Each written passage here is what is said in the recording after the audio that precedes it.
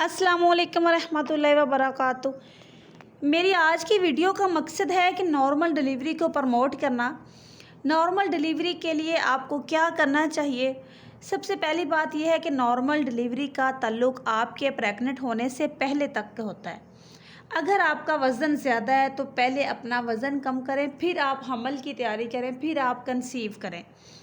क्योंकि ज़्यादा वेट के साथ कंसीव करेंगे तो शुगर, ब्लड प्रेशर और प्रेगनेंसी में भी बहुत सी कॉम्प्लिकेशन होने के अमकानात बहुत ज़्यादा हो सकते हैं। इसलिए वज़न कम करना ज़रूरी है। दूसरा, आपका लेबर जो होगा वो टाइम से स्टार्ट नहीं होगा अगर आपका वज़न ज़्यादा होगा तो।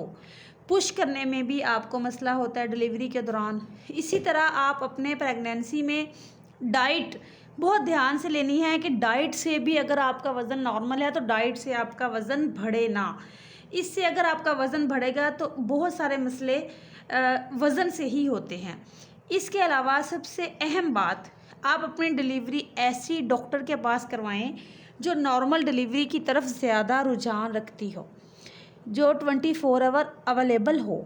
ऐसी डॉक्टर जो 24 आवर मौजूद नहीं होती वो नॉर्मल डिलीवरी कभी भी नहीं करवा सकती, क्योंकि लेबर का कोई टाइम मुकर्रर नहीं होता।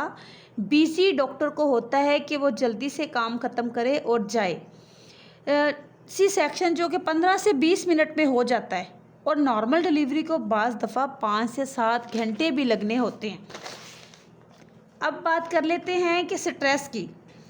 आपको स्ट्रेस नहीं लेना, ना खुद को और ना ही आपको किसी किस्म का ऐसा स्ट्रेस हो डॉक्टर से बात करने में।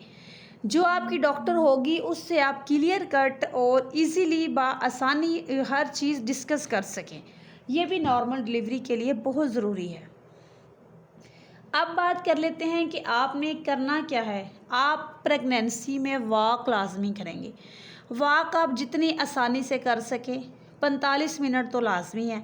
वॉक से आपकी बॉडी के अंदर ब्लड प्रेशर सर्कुलेशन बहुत बेहतर हो जाती है। जो आपका ब्लड प्रेशर नॉर्मल रहेगा या आपका ब्लड सर्कुलेशन नॉर्मल रहेगी, जिसकी वजह से आपके जो लिगामेंट्स हैं, आपकी जो हड्डियां हैं वो रिलैक्स रहेंगी और ओपनिंग की कैपेसिटी बेहतर होती है। अगर आप बेड रेस्ट करेंगे तो आपके लिगामेंट टाइट रहेंगे। वॉक करेंगे, एक्टिव रहेंगे, घर के काम काज करेंगे।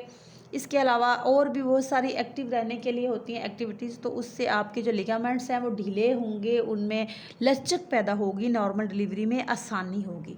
बेड रेस्ट से आपके लिगामेंट्स टाइट रहेंगे और ओपनिंग कैपेसिटी बेहतर नहीं रहेगी।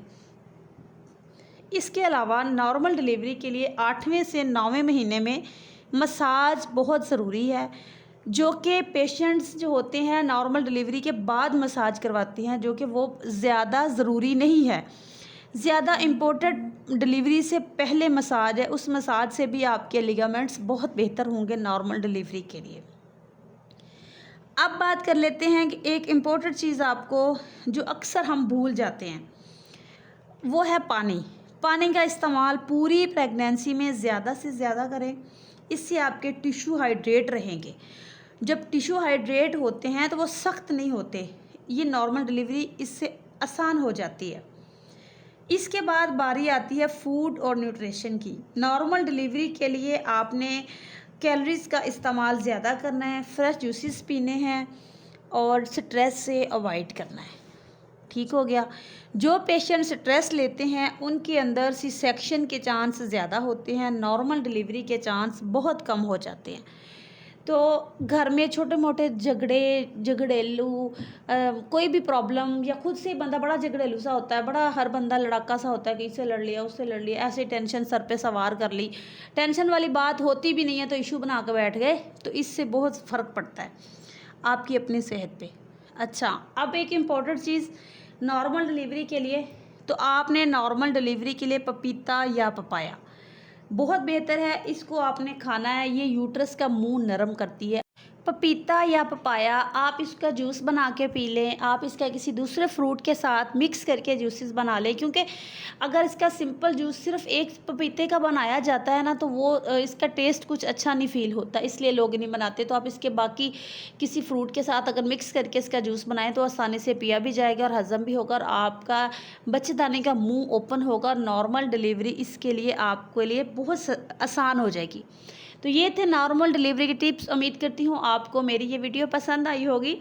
अगर मेरी वीडियो पसंद आई है तो लाइक कीजिए और कमेंट सेक्शन में अपनी राय का इजहार कीजिए। Thank you very much.